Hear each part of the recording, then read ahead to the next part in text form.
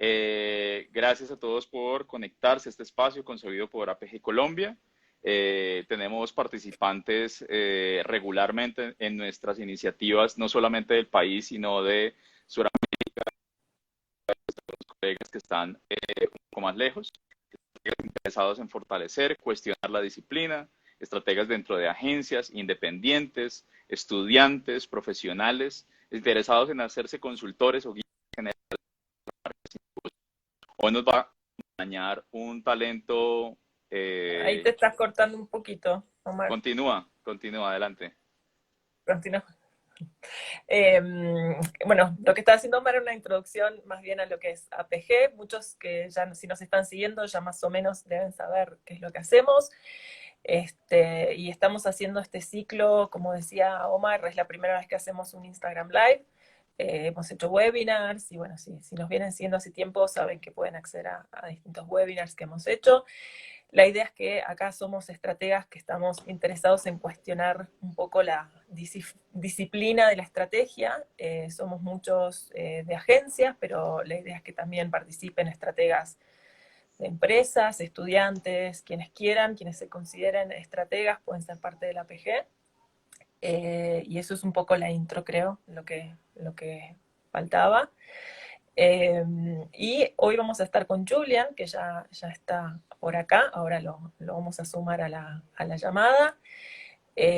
Para quienes no conocen a Julian, supongo que la gran mayoría sí lo conocen y por eso están acá. Es un estratega con gran talento y con mucho peso a nivel global. Hoy es consultor, es independiente, y ha pasado por varias agencias, por BBDO, BBH, en New York. Él es australiano, sí, creo que es australiano y ahora está en Australia. Y ha trabajado para quizás las grandes marcas, desde Bacardi, Apple, Mountain Dew, Snickers, M&M's. Supongo que nos va a contar hoy varias historias de esas diferentes marcas con las que ha trabajado a lo largo de su carrera. Y bueno, para los que recién entraron, un pequeño recordatorio antes de sumar a Julian es, idealmente, si tienen alguna pregunta, en vez de ponerla en los comentarios, hacen la pregunta donde dice, está el signito de pregunta abajo, deberían estar viendo ahí, para que es más fácil para nosotros verla. Puede ser en español o en inglés, nosotros podemos traducirla, pero la sesión de hoy va a ser en inglés. Vamos a estar hablando en inglés con Julian, así que si alguno se pierde alguna cosa ahí en el medio o algo, después vamos a tener este video disponible para que lo puedan ver más adelante, idealmente con unos subtítulos o similar. Así que vamos, ahí está Julian saludándonos. Y vamos a invitarlo. Yay, There we we did go. it. Yay! I feel like if that's the biggest technical difficulty we have all day, then we're good. We're good. So yeah. Let's get it out of the way now, and now it's going to be perfect. Exactly. There you are. Everybody seeing Julian, I think, or I'm just seeing you, so I'm happy here. No, but I think, yeah. I think you're good. Thank you so much for being here, Julian. It's a pleasure to have you. Thank you for taking the time. And welcome to Colombia. Have you been to Colombia before? I have a couple of times. I love it there. I was there in 2018 and then 2016. So it was one of my favorite places. Did the Lost City walk. Hike, which was amazing, like one of the best hikes in the world. And then, yeah, I've had a great time there. Lovely. That's great. So to start off with, what are you up to? I'm back in Melbourne. So I was over in New York and America, LA and New York for 9-10 years. Then COVID happened and it kind of brought me back to Australia. I didn't really have great health insurance in the States. So I've moved back to Melbourne, which is great, but focusing on building out the Planning Dirty Academy, which has been going great. I feel like there was a real gap in the market around teaching of strategy, and obviously the APG is doing a great job of that as well. But I really wanted to teach the fundamentals, what I'd learned at kind of the top agencies I'd worked at. How could I help everyone else? Because that was my struggle as well. I kind of came from small agencies, didn't get that traditional training of strategy. And so now my goal is to try to help people with that. So that's the journey I'm on at the moment. That's awesome. That's awesome. And it's great because it's very much aligned with what we're doing here with educational purposes and getting the younger people to learn about strategy and about how it's changing every day. It's not the same as it was 10 years ago or 15 years ago. So it's great to have you. So everybody that's planning dirty, if I guess people, if they're already following you, like they know, or if not, you should start following Julian and get there and do the academy, the courses. So let's start, because you just said this. It's great for our first question, and then I want to see that model that you have right back there. I really want you to get into that. But before that, and before we get into the whole global business thing, what would you think is the best advice for the younger talents out there? If you had to give one or two just pieces of advice, what is it? Yeah, I think it's not to, if you're just starting out, don't worry about the title of strategist. You can start whenever you want. Like the title it's not like a magical transformation the day you get the strategy title that everyone in the room is going to start listening to you. But that it also is not a license that you can do strategy only when you start getting the title. So the best thing to do is start practicing. Right now you can do it. And when I say practicing, what does that mean? Well, it means doing mock work, retrofitting briefs to try to work out what that is. So I've got a very simple formula that we use at BBDO called the get, who, to, buy brief, which pretty much goes through the get is the consumer, the who is the consumer problem, the to is the consumer goal, and the buy is the single-minded message we want to communicate. And that can be done by anyone. So if you're a junior strategist, the best way you're going to impress people is by actually practicing that and sharing it with current strategy directors. So that would be my number one piece of advice. Don't wait for someone else to give you the title. Proactively show that you're interested and start somewhere. And I think that's the biggest thing. There's this, imposter syndrome is rife amongst strategists. We never think we're good enough. We might say, oh, I didn't have the traditional training. I didn't grow up in America. I didn't, go to some strategy school. Don't let that stop you. You've just got to start somewhere and find those people who will help you in your journey. Yeah, that's great. That's very good. Very good advice. And especially, I'm just going to add a few things, thinking about our market here where we have very small agencies and a lot don't even have like the strategy title.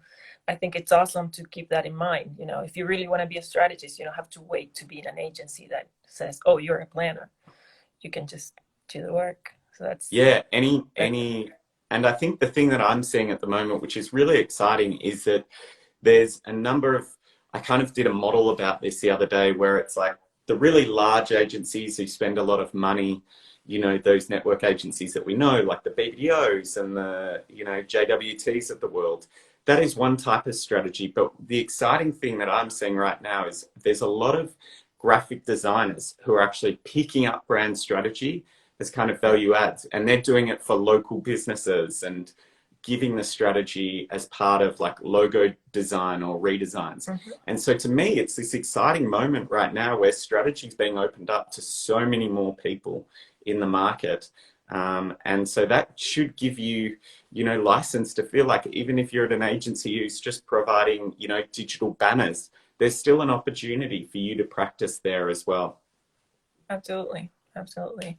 And the other kind of general question before we get into the model back there is you have described diplomacy as a big deal in your courses. Like a planner has to have diplomacy. And how has it changed, and how has it changed in general from when you worked at agencies and now that you're a consultant and you're freelance? Yeah. So I'm glad you brought that up, because I was like, I think I only gave you 1 point, which was like, hey, do creative briefs. My other one would definitely be on diplomacy. So I think what diplomacy is that we're in the business of people. You've got to sell a creative idea to someone. It's going to be a marketer. It's going to be someone else. So as soon as people are involved, there is going to be politics. And so as a strategist, our job is 50% being great at the actual craft of strategy. The other 50% is really understanding the politics of an organization. How do things flow in and out of that organization? So that is really key. And the bigger the organization, the more the politics. The more people, more politics. So I think it's understanding that, and then understanding how work can kind of flow through those organizations. So what I'm doing today is pretty much, it's nothing about the actual craft of strategy. It's actually just opening your brain up to the diplomacy, the politics that are at play here, and how you can create great work within that political kind of environment. And it's funny, we're going to spend, you know, half an hour just talking about politics, but it'll be exciting, it'll be interesting. Someone says, oh, 30 minutes on politics? Planners. No way. We're planners. Everything's interesting. Yeah, so for me now, I think I have less politics in my day-to-day job, because it's pretty much just dealing with the students of the academy and really helping them. So my, if I was to be honest, the diplomacy is really going down, like the politics and navigating big organizations is going down. I would say some of the politics that I deal with now is when I'm dealing with procurement and procurement departments. That was something that I wasn't doing before, but now I'm, you know, have to negotiate for myself, and how do you talk about money and those conversations. So I'd be doing a little bit more of that, but I'd have to say it's been going down. My sharpness is a little, I'd probably be a bit rusty if I went back into agencies, but it would only take a couple of minutes to get back at it. Sure, sure. All right, so let's get to it. Do you want to go ahead and show us that? Start right away with that. We have a series of questions. For sure. So I guess the thing that I would love to talk about when kind of you guys reached out, you wanted to talk about global brands. And I'm like, that is such a big topic. How do I choose just a little niche for me to kind of take on and give you something new? And I think I know what it's like to be in a small market. So to give you the background, Australia, I would say, is probably similar to Colombia. And this is probably going to be relevant for people who work at big agencies, who are working on global brands, who have work. Now, the thing in Australia was when a global brand came to us, so like a Coca-Cola, at first you're really excited. You're like, oh my God, I'm working on Coca-Cola. This is going to be the best work of my life. Then what you realize pretty quickly is that you've got a very narrow window to actually make creative work. And what happens with a lot of these bigger agencies is, bigger companies, is they're like, hey, here's the TV ad. It's made in America. What we're going to do is dub it in Spanish or dub it, you know, with an Australian accent. And that's the work we're going to do. And so for Australians in the 90s, what happened was they were used to making TV ads. And then they went to, hey, we're not allowed to make TV ads anymore. This is like, we're only being asked to do these small like activations. And so the whole industry in Australia changed overnight. It said, you're not the TV ads anymore. Yeah, you'll do that for local brands, but if you want to work on Nike, if you want to work on McDonald's, you're not doing that anymore. And so all these great creatives were like, oh my God, what's going to happen? And the amazing thing is if you look at the evolution of Australian agencies and New Zealand, what you notice is they're often winning a lot of the creative awards. And I see this in South America as well, in general. Argentina and Brazil especially, they win a lot of creative awards compared to the amount of dollars, marketing dollars they have to make creative.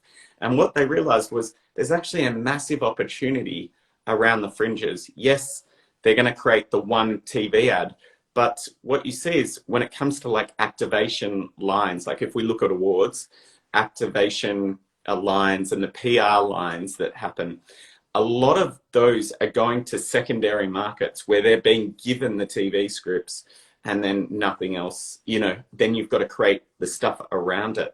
So finding what was originally a constraint of like, oh my God, we've lost all our budget, we're not making TV ads anymore, this is really boring, has actually changed the whole market in Australia and has made it more innovative. And I guess when we went into the 2000s, that was actually a massive blessing because all the Australian companies, they'd just been making stuff which was kind of like for digital PR and getting all these things around it. So it actually put you in a really good position because you started making more innovative work. So when we think about some of the best companies, like I hold Droga 5 as one of the best agencies if you look at all the work that comes out from them. What I think is what happened in the 90s has actually had a domino effect and made these great agencies. So if you look at the work that Droga 5 comes out with, it's not always TV. It doesn't start with TV. It's like an idea that lives out in the world and then goes everywhere else. And so I guess knowing the pain of being in a secondary market and thinking you're about to work on Nike and then realizing you're never going to make a TV spot for Nike, it doesn't matter. There's actually a massive opportunity. And I want to talk today about how those dynamics have changed a little bit and a little bit about the politics and how we can make great work in what I call like the satellite markets. And I think being in both sides, so I've worked in Australia and I've worked in New York where like there's the bigger, you know, I've been that global strategist who sends down those decks. I think gives me luckily a unique perspective to see where you can actually find the great opportunity. So let me see. I'm no good at this. I'm doing it live. I'm going to try to move the camera so you guys can see with me as we go. But you know, it's going to like stuff up. And you're also going to see how many lights I've got on myself. It's a lot. So let's go around here onto the board. Now, let me see if I can do this. Okay, I want to talk you through 3 of the models. So in 2010 and around 2000, when globalization was happening, what we had was these models, which, you know, I said J&J, but you can take any brand. It's what you might be familiar with, which is called command and control. So what happens at the start of every year is that there's a big budget. So say we're on a brand like J&J, or Mars. Say we're working on Snickers. Snickers will create one resource in the middle. All the regional markets, so LATAM, Australia, will all kick in money. And then in the middle, there'll be one agency who'll create a TV ad, the brand strategy and the brand billboards. You know, the billboards and all the big assets. And in this inside, I've been in there, you are very money rich. So you've got a lot of money to make great assets like TV, out of home, maybe you're making a couple of radio spots. Usually that's a bit localized. But what happens is there's an agency and a global marketing team. And what they do is they push everything out to the local markets, push everything out to Australia, they push everything out to Colombia. And in these local markets, what happens is you're money poor because the market is usually put into the big budget and you've only got a little bit of money left. However, what usually happens here is you're usually what I call your resource rich, which means you've got a local agency who probably works for you, and that's where we kind of sit in here, but you don't have a lot of money. So what happens is work has to be on the fringes. So if you remember Coca-Cola Share a Friend campaign, that work actually came out from here. So it was Open Happiness was Coca-Cola's. And then in the Australian market, they had Share a Coke with a Friend. So everyone's bottle had their name on it. So you can make great work here, but it's not going to be in the traditional media. So what you have to do is work out what can't this big organization do? And what they're really bad at is big they can't do activations or anything that's on the ground. So that's where your opportunity is, but you're usually money poor. So that's what the model was. Yeah. I have a quick question. When you say resource, are you mainly people, or is there anything else you're referring to? So it's people. So okay. It's people. So yeah, that's a good clarifier. So in here, compared to the amount of money they've got, you usually have like a global strategy team that's like maybe 10 people or 12 people, but you're dealing with millions of dollars. In here, you might have 5 people, but you've got a small budget that's, you know, a couple of $1,000s. And so then you become money poor, research rich. So that model is kind of what you're dealing with at the beginning. Now, I'm going to take a little leap to another area that's kind of interesting, but, whoa, here we go. So in this second model, I like to call it the Hunger Games model. And this doesn't really affect us too much, but what happens here is, this is what happened to Uber. If you remember in 2015, every second campaign was a PR headline from Uber. They're like, Uber's put puppies in their car. Uber's delivering like helicopters. Uber's doing, there was just like all these amazing PR headline ideas. Uber's delivering ice creams on National Ice Cream Days. And what happened here was, it was actually a completely decentralized model. So when Uber was going through rapid growth, every city had their own marketing team. And so they didn't have to get approval from anyone. So all these amazing ideas were happening like one after the other. And that was because they were in this decentralized environment. So you see that a lot with like fast startups who have, you know, scaled to all these markets. So there's opportunity that exists in here, but it's very rare to catch a company in this, this moment. But what I think is the most exciting thing for us at the moment is probably, this is what I think the agency of kind of the future really looks like. And this is, well, the global strategy market of the future. And I talked about Burger King, because if you look at what Burger King's doing, there are so many PR headlines. Like you look at Burger King and you're like, oh my God, they're producing so much great work. But what you don't realize is that every campaign is not coming out of America. America does 1 in 20 of those great campaigns. What's happening is they're happening in France, Finland, Australia, China, Singapore. And what Fernando Machado has worked out is, I think because he's come from a local market, he knows the global local problems.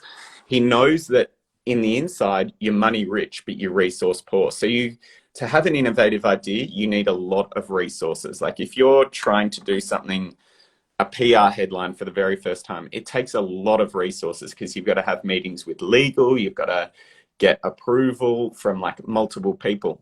So if you've got a number of marketers in your team who are like pretty much not doing much, and you've got an agency who's really desperate to do great work, then you've got this amazing opportunity where you've got a lot of resources. And so what he's done is he's getting all the resources and the agencies from these satellites to create the innovative work. And then he's funding, I think my assumption is he's putting a little bit more extra money into these local markets so they can do interesting things. Like Burger King France gave everyone potatoes, like sacks of potatoes during the COVID crisis. And it got PR headlines all over the world. And this model is actually the thing that it excites me the most and is most interesting, because I think Fernando knows that you can get, like, instead of having here, which is what a lot of global CMOs look at, is like, I've got BBDO to do my global strategy, and that's the only one that I'm dealing with. And you've got like 10 people to help execute that. And then, you know, the command and control, push that out to the markets. What Fernando's doing, which is, I think, really exciting, is that he's saying, I've got, once I get my brand strategy lined up, which he's done, I've got 100 agencies that I can pull from, and I've got unlimited resources in these local markets to make those ideas happen. So he's really taken the J&J model and found where the limitation is, and he's created an amazing opportunity out of that limitation. So that's kind of the 3 models that I wanted to, how am I going to do this? God, wait. This is the hard bit. So oh my God, where are we going? Here we go. The magic of lives wearing off very fast here, guys. But yeah, that's what I'm most excited about with this kind of global model that we're dealing with. First off, that's been in my brain, so I don't know if it makes much sense. Does it make sense, and where should I, anything that you'd like me to clarify? Absolutely. No, I think it was very clear. I don't know if anybody, in any case, we're going to have a Q&A in a little while. So I think if any questions come up, they'll be there.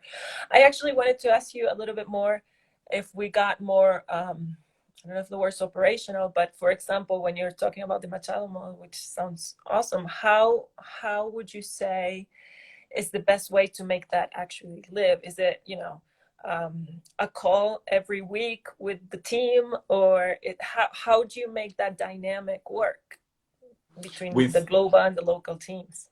The global and local teams. So usually I think this is like on a marketing level, is that global organization will be really slammed. And so what you've got to work out, I think having a local call with them probably won't work unless they're really, really hungry to see their model work. So there's two things. I think this comes back to diplomacy too.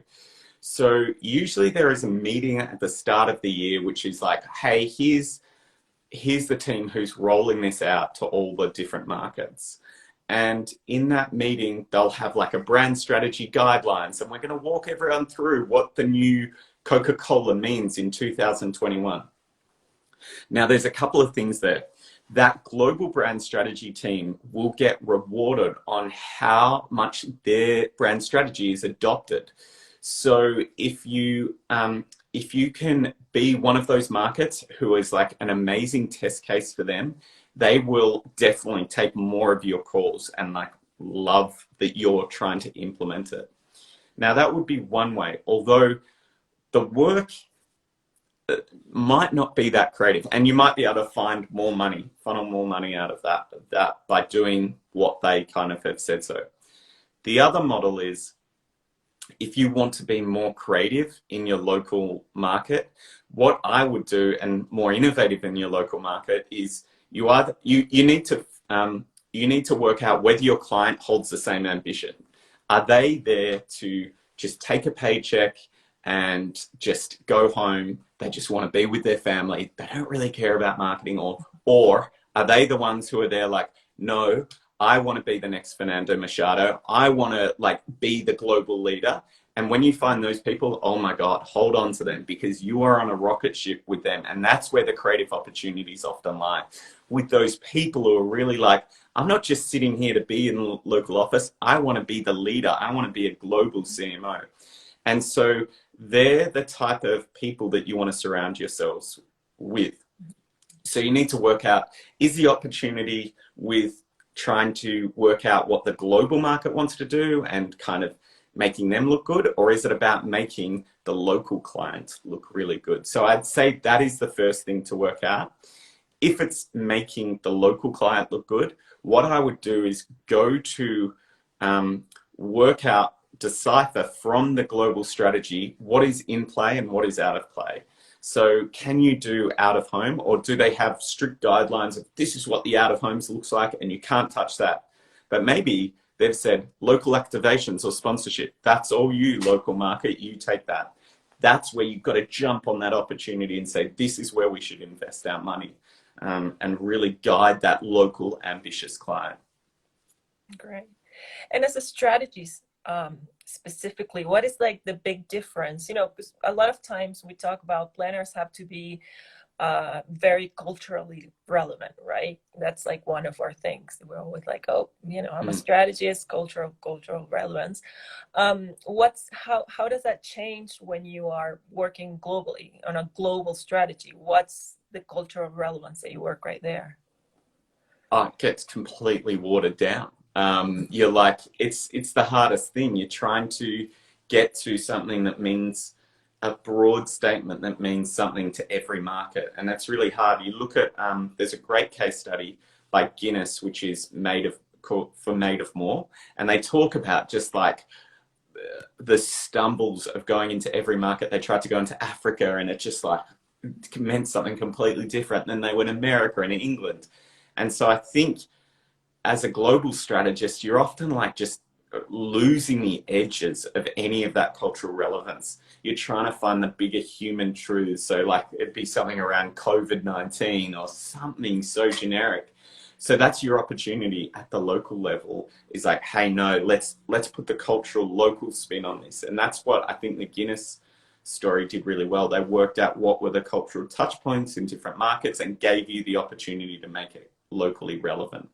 And I would, if I was trying to sell something through, I would always push into that, saying, hey guys, that's your kind of trump card with these global brand strategists. If you have to deal with them, you're like, hey, but this is what's going to be like, I'm taking your idea of like made of more, you're not you when you're hungry, and then I'm going to make it so culturally relevant, because that's the only thing we can do on the local market.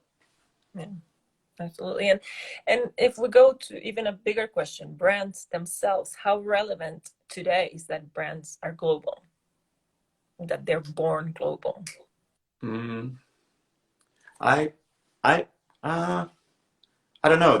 That's like a very big question. I would say, does it matter that brands are global? Yeah, it probably does. You kind of create consistency and efficiencies in having a global brand.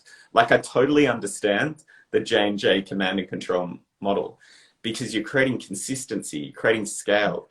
Scale and a brand is all about creating a system that can be replicated, that's consistent everywhere across the world. So I understand the importance of having a global brand, and there's definitely some elements that need to stay the same, the distinctive assets, like what you see with McDonald's, and you know, everyone knows what the Golden Arches is.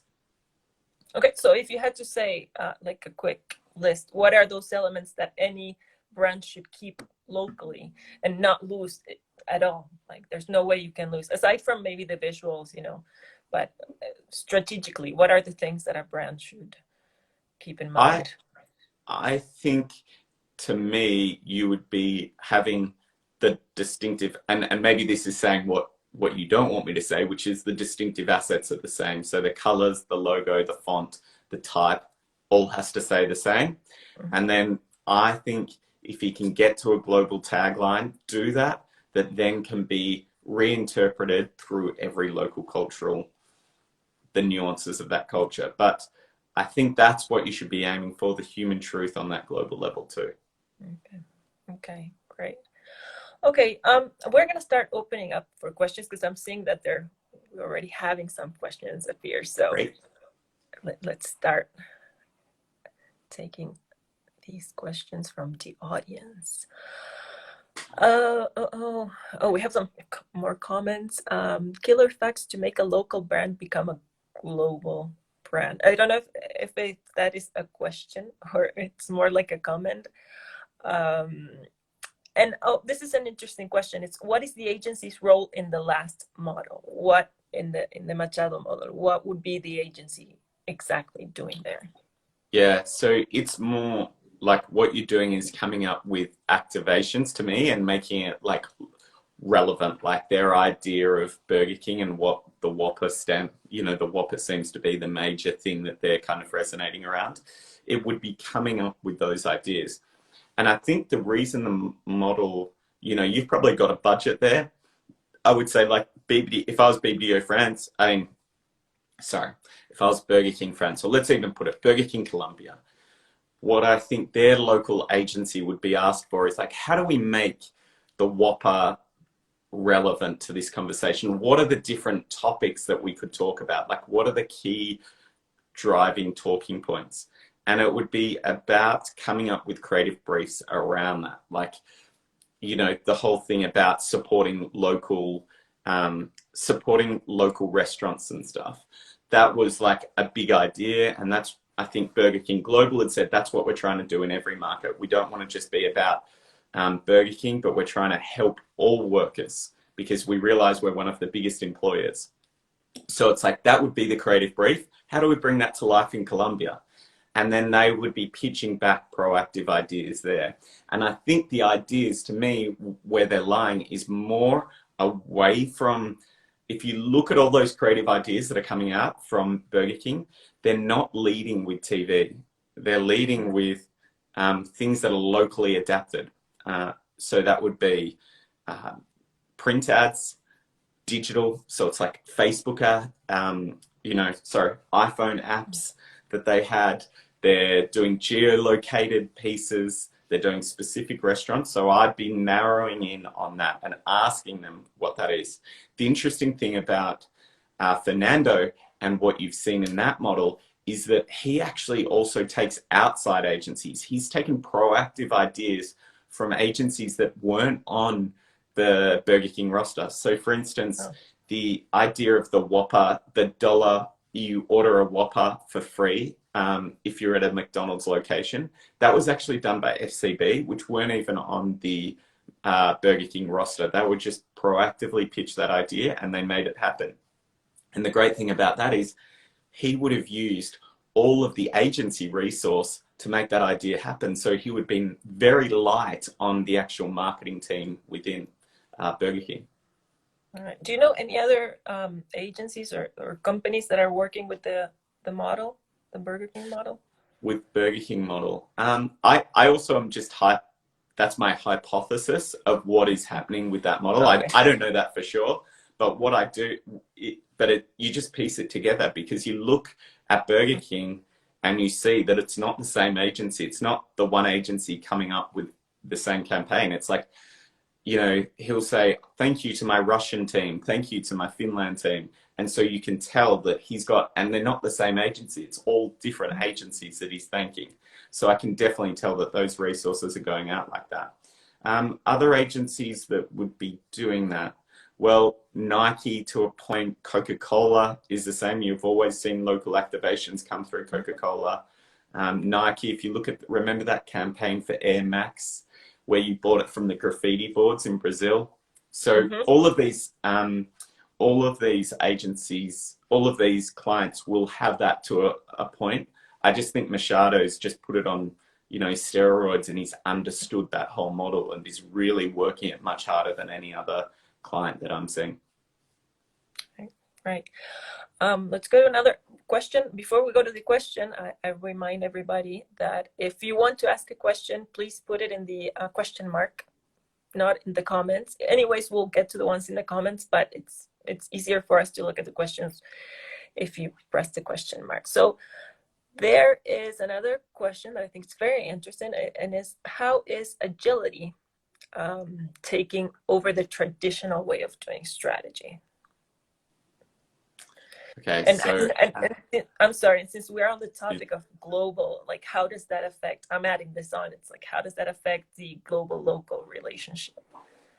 Yeah, I think if you, I hate to use Burger King again, but if you look at that model, that is agile, because the layers, working in other organizations, I've worked for a lot of global brands, and I can tell you that is not how they work, that direct line of communication up. Usually there's multiple layers, and I think agility comes in, and this is a role that strategy can do, is having very clear guardrails and guidelines of the brand system. What can the brand do and what can it not do? And I think this is where, if you get a lot of global brand strategies kind of handed down to you, they're just too soft. You could come up with any idea, and they're the best brand strategy that I actually ever saw, global brand strategy, was from Axe, the deodorant. And what they had in there is, this is what it is, and this is what it's not. And they actually wrote tonally what's not right and what's right. And that is where you get the ability to be more agile, when you've got really clear guardrails of what the idea is and what the idea is not. So I'd say that agility, and I'll call it really clear guidelines of a brand strategy, is helping those brands go ahead, is helping Burger King rise above McDonald's, rise above their media share, and get a lot more PR headlines and kind of work that system out a little bit more. So I'm trying to define what agility means by saying clear brand guidelines leads to agility, clear diplomacy, clear reporting structures leads to agility. Those are the two things. And I think they're disrupting the creative development process. and the way of doing strategy. I don't know if I answered your question there. I was trying to like bring it back, all my pieces back, but I think you did. They can ask again if it's not clear. I have a question. While I look at the other questions, is there, and this is a typical like marketing question, is there a time frame that you think is the ideal to work on a global strategy? Is it a yearly thing? When should we work on a global strategy that it's adapted to the different markets? I like it as an annual thing. I don't think we've got a problem with that at the moment. I think, you know, the world moves pretty fast. COVID-19, like who knew that was happening? I think having the nuance in your brand to be able to do that is kind of key. Working out what are the relevant kind of key points that you're trying to really drive that at that time is also really important. And so I'm not opposed to annual planning. I think that is a good timeline. It gives people enough time to get around the broader idea and the nuances. I think I like brands that kind of keep at least their brand tagline the same for a long time. So I don't mind open happiness. You know, that's easy. It helps you work. You can work faster. If you're changing your tagline all the time, then that would be frustrating. Yeah. Let's see, let's take some more questions. How much do you see AI and technology being part of a strategy's day today? How much do I see AI and what was the second one? Technology in general. Technology. So I think right now in strategy, not a lot. Not a lot at all. I don't think we've worked out how to really use AI. However, I'm very excited about it.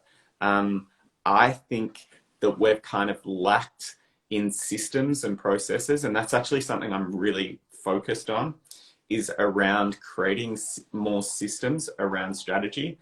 It's kind of a place where a lot of people have said, oh, no, you can't put, you know, strategy is just a creative pursuit and, you know, you've got to go down the wormholes and rabbit holes. I'm like, yeah, agreed. Totally agree. But there are definitely things that we could be optimizing in this process. And there's definitely ways that we could be using technology to help us. Like background research, do we need to be digging through all those articles ourselves? Like if I think about your question about like technology, it's not really, maybe it is a bit of artificial intelligence, but it's like, how can we get tools that help us? And we use some of them, but we don't use them all the way. And I think standard operating procedures and systems around brand strategy and strategy, it's got to be a thing in the next 10 years. I'm excited by it. I'm very open to it. So yeah. Great. And let's see, any advice for planners with small brands who want to be big? Any advice? No, go ahead. Yeah. Okay. Any advice for small brands who want to be big? Well, you can spend your way out of it. I think you want to be doing it in public, very visible public ways. So if we look at what a lot of the startup brands do in America, the way that they establish themselves is in very public pieces of communication. So out-of-home boards is really big. That's why you buy New York Times. Why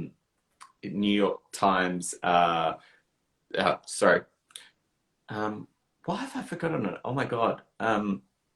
Where's the place that everyone goes? Times Square, sorry. That's why people buy Times Square, because it shows that you've got money. You've got to spend money.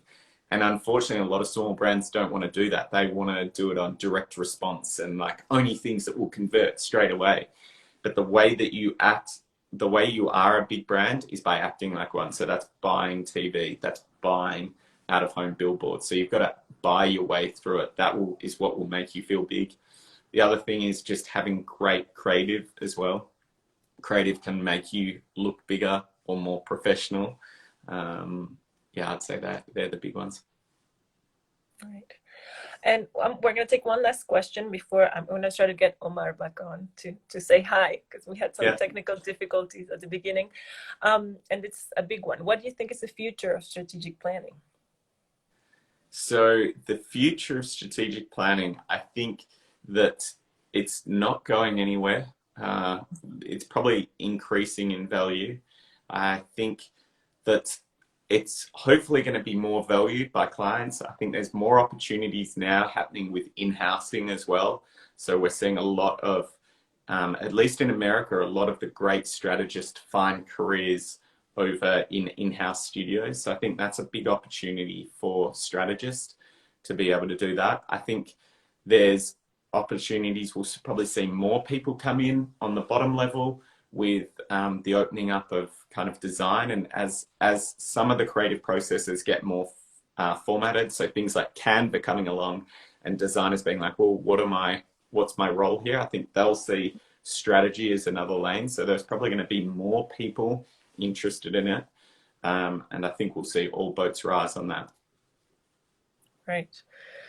Good. That's a good future. Let me try to get Omar back in here.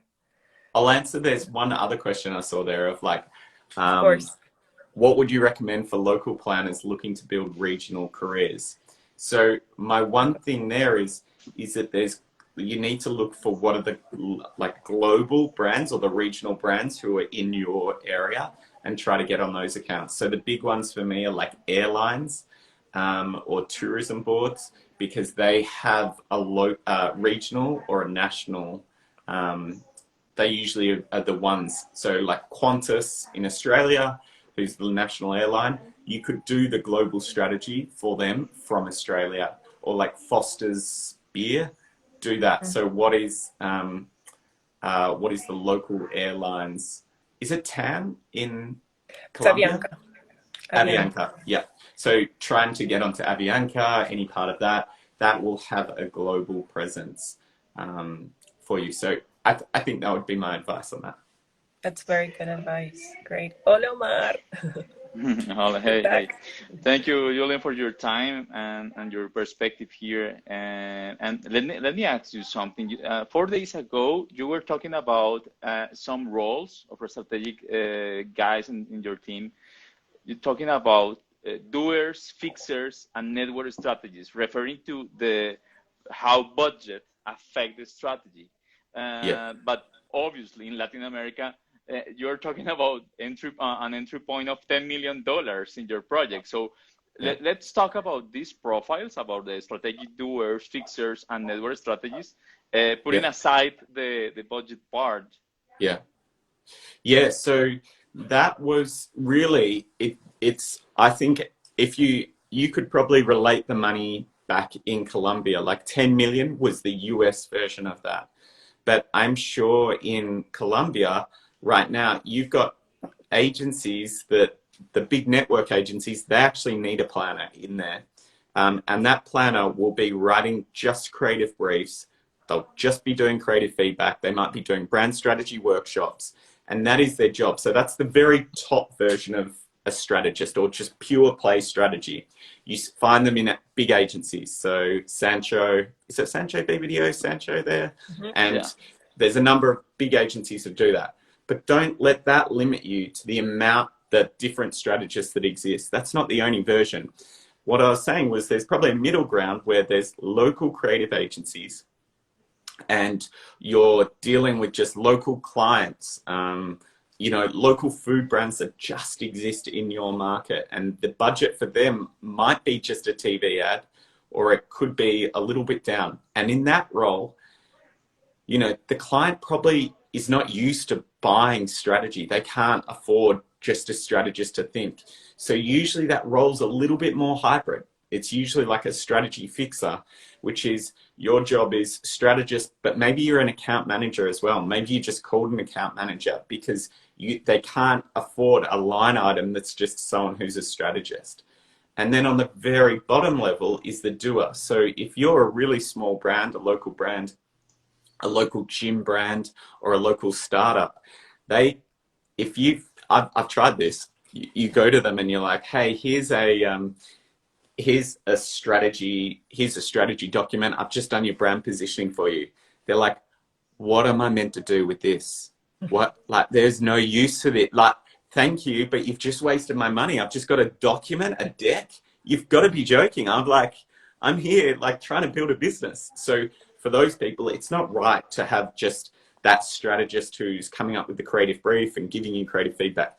They need someone who's delivering things. They need someone who's, yeah, you can be a strategist, but you need to deliver me a logo. You need to deliver me a brand world. I want to see like 30 social posts as well.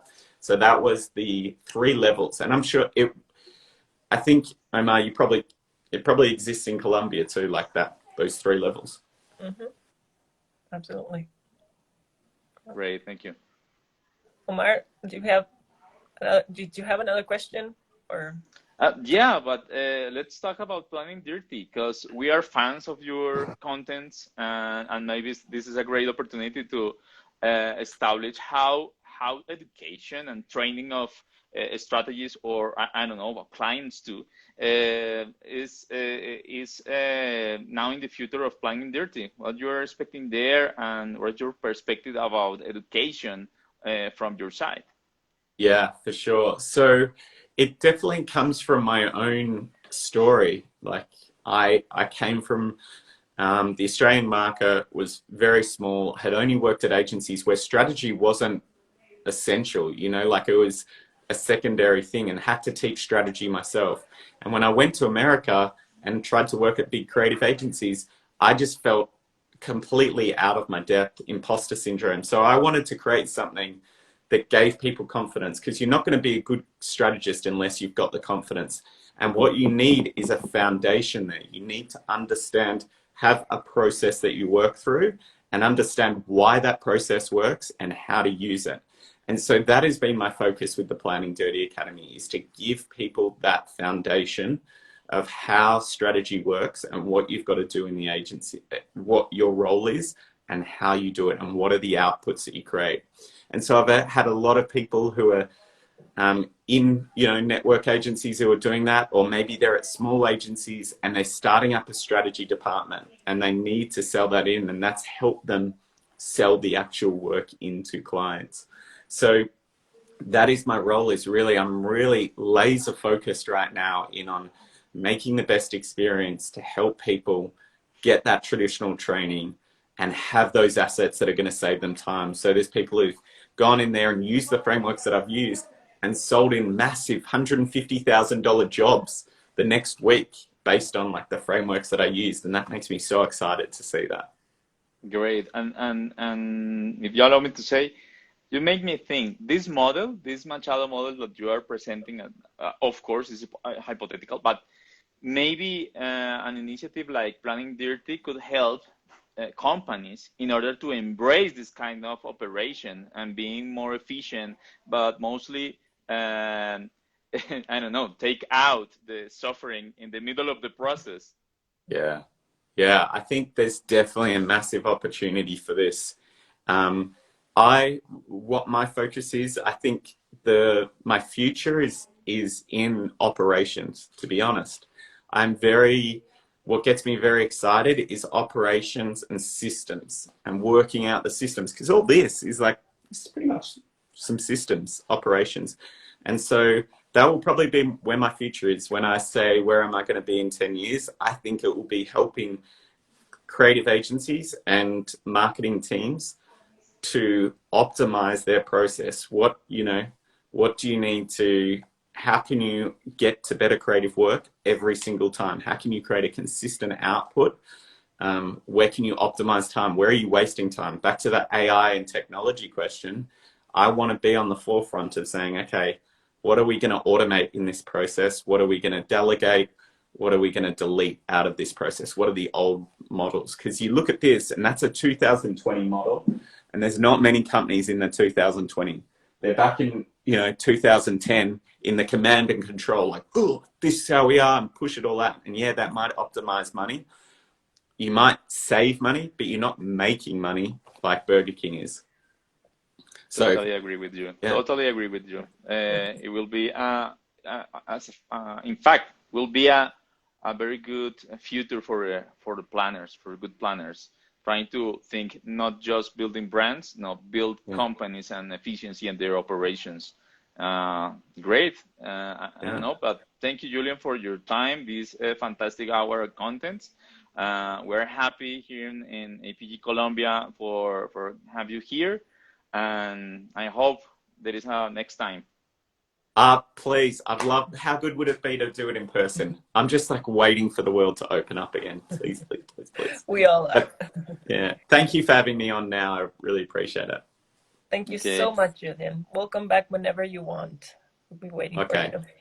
Thank you. And I've had a couple of people say, could you record this? So when I'm sure you guys are on it. We're on it. Yes. Yes. And we will subtitle it as well. Oh, love it. Excellent. Yeah. All right. I'll talk to you guys soon. Thank you so much. Gracias a todos. Muchas gracias Julian. a todos por participar. Thank you, Julian. Bye. Bye, bye. Bye. Bueno, estuvo muy bien el espacio. Súper bien.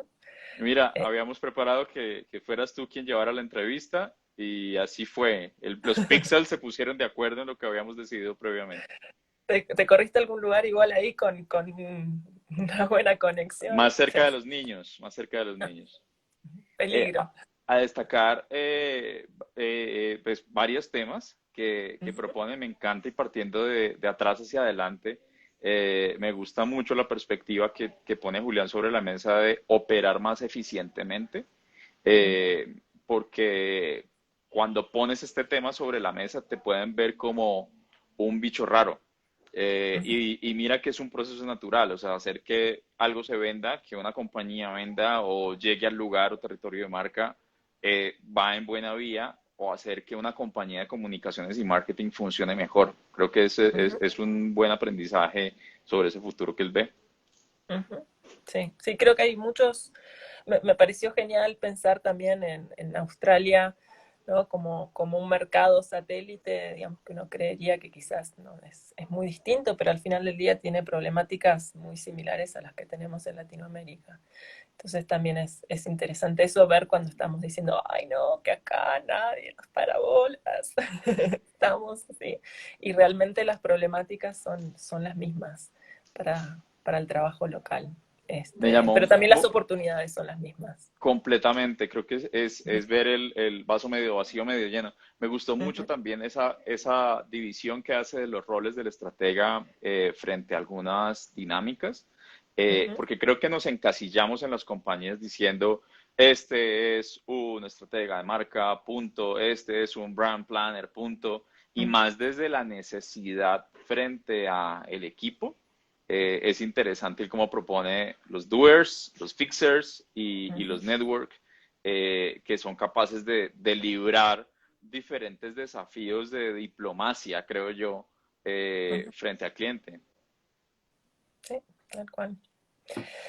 Bueno, muchísimas gracias a todos. Ya se nos fue la audiencia. Nosotros no traemos tanta audiencia, Omar. Quedamos 40, pero somos muy importantes. Decía alguien aquí que tengamos a Marc Pollard en un futuro. ¿Por qué no? Qué buena iniciativa. Pues bien, Apg Colombia no es una estructura cerrada, es una estructura abierta completamente. Nos faltan manos. Todo esto se hace en cuestión de minutos organizando.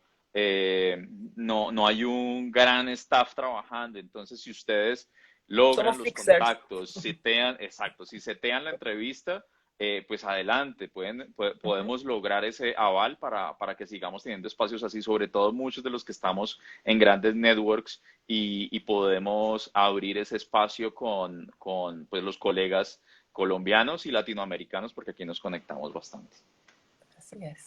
Así es. Buenísimo. Bueno, vamos cerrando. Muchísimas gracias. Van a haber contenidos de esta charla en los próximos días, seguro, escritos, videos. Este video se va a guardar. Y tal como dice Omar, bienvenidas todas sus propuestas para nuevas charlas, y aquí los esperamos también. Muchísimas gracias a todos. apgcolombia.org, y nos seguimos viendo. Chao, chao. Así es. Bye.